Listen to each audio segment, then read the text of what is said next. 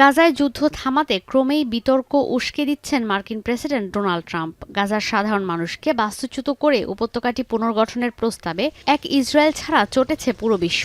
এবার গাজাবাসীর উদ্দেশ্যে তিনি বলেছেন, হামাসের কেউ গাজায় নিরাপদ নয়। গাজার মানুষের ভবিষ্যৎ সুন্দর, কিন্তু ইসরায়েলি বন্দীদের আটকে রাখলে পরিণতি হবে ভয়াবহ। এমন বিস্ফোরক মন্তব্য করে এবার হামাসের সঙ্গে আলোচনার দাবি করেছেন মার্কিন প্রেসিডেন্ট। জানান, যুদ্ধবিরতির জন্য তার কাছে হামাস ইসরায়েল দুই পক্ষই গুরুত্বপূর্ণ। We are having discussions with Hamas. We are helping Israel in those discussions because we're talking about Israeli hostages. And we're not doing anything in terms of Hamas. We're not giving cash. We're not giving $6 billion like you hear. এমন অবস্থায় Hamas বলছে, শত্রুপক্ষের একের পর এক হুমকি পরিস্থিতি আরও উস্কে দিচ্ছে। শত্রুপক্ষের বন্দীদের এখনও বাঁচিয়ে রাখা হয়েছে। ইসরায়েল যুদ্ধকে প্রলম্বিত করতে চাইলে এবং ত্রাণ আটকে দেওয়ার মতো কাজ করলে বন্দীরা সুরক্ষিত থাকবে না।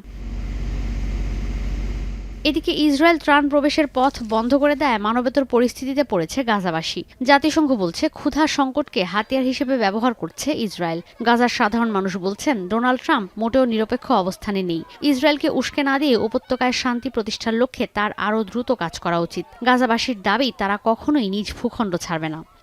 صباحا انه سيقوم بتهجير اهالي قطاع غزه ويدعو الى حرب، وقد قام بدعم اسرائيل بكل ما يمكن. حياتنا ومماتنا هي هنا، عيشتنا هي هنا، لعبنا هنا، حياتنا هنا।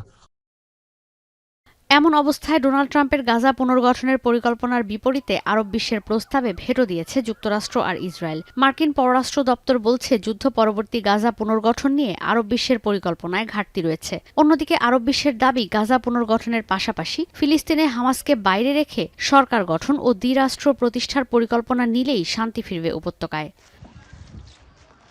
ঈশিতা ব্রহ্ম, এখন বিশ্ব। একনল হ্যান্ড ওয়াশ 100% প্যারাবেন ফ্রি, তাই নিরাপদ হাতের জন্য আস্থা রাখুন একনলে।